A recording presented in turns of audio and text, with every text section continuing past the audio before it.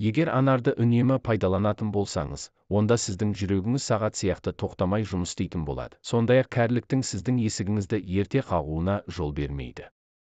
Анар жемісі шырыны қандай дәруменге бай екені барлығымызға да таныс. Өйткені бұл жеміс туралы аз жазылып жүрген жоқ.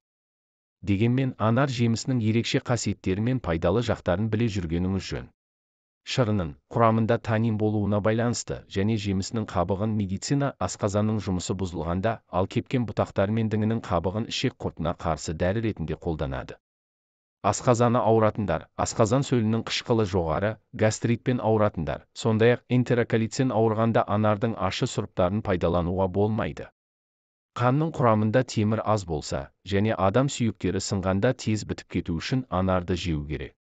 Анар шырынының тағы да бір ерекше қасиеті, ол радиация әсеріне шалдыққандарға көмектеседі.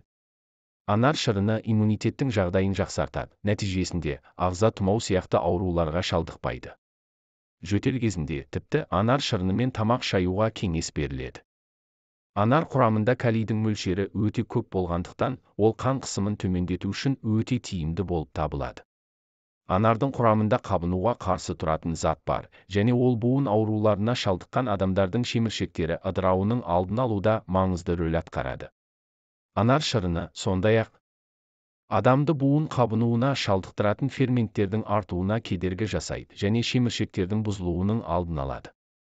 Анар құрамында өте көп мөлшерде эстроген элементі бар. Бұл элемент әйел адамдардың сүйектерінің қаусап кетуінің алдын алады. Анар ағашы, жұмақ ағашы. Ибн Аббастың жеткізуінше, біздің пайғамбар, оған Алланың сәлемі мен игілігі болсын, анар дәндерін біртіндеп жейтін. Біз одан неге олай жасайсыз дегенімізде, жер бетінде бойында бір дәні жәннаттан болмаған бірде-бір анар ағашы жоқ. Мен осы дәндердің бірі жәннаттық деп үміттенемін деп жауап берді. Ал Әли, Алла разы болсын, Алла елшісінің, оған Алланың сәлемі мен игілігі болсын, анардың қызыл етін жеңіздер, себебі ол асқазанды тазартады, Ахмад ибн Хамбал деп айтқанын естіген. Анар косметика саласында аса кең таралған. Ол теріні бос радикалдардың әсерінен қорғайды, теріні қалпына келтіру процестерін белсенділендіреді, оны қоректендіреді және жандандырады.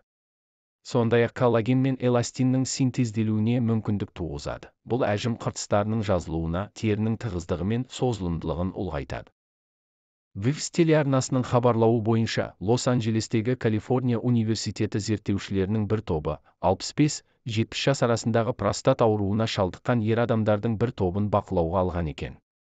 Бұл адамдар хирургиялық жолмен немесе лазерлік терапия арқылы простат ауруынан емделуге тырысыпты. Бірақ тексеру кезінде байқалған белгілерге қарағанда бұл адамдардың ауруы одан ары өршіп кеткен.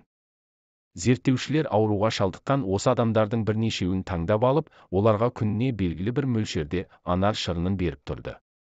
Бұл шараның нәтижесінде осы адамдардағы простат ауруының өршу жылдамдығы анар шырынын ішкеннен кейін айтарлықтай бәсеңдеді. Жеміс ағашының бойы 5-6 метрге дейін барады.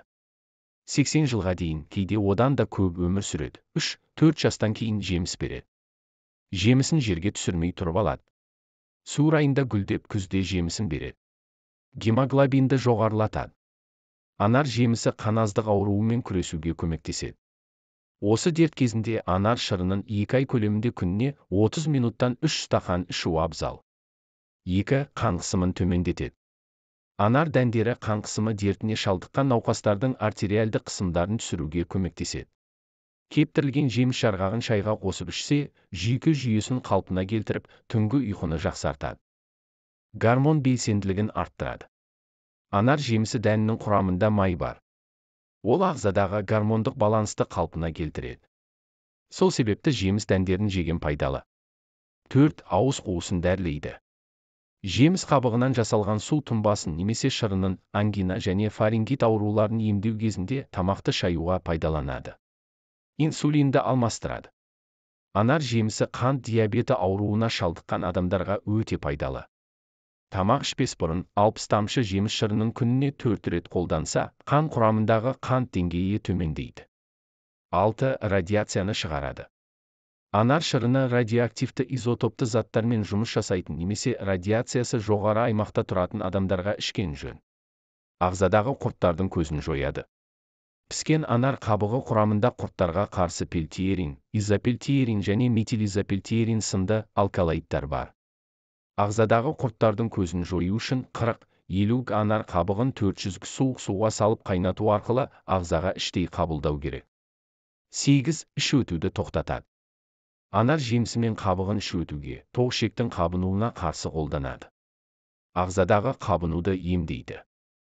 Жеміс қабығы адам ағзасындағы бүйрек, бауыр, көз, құлақ, буын қабынуларына қарсы емдік мақсатта пайдаланылады.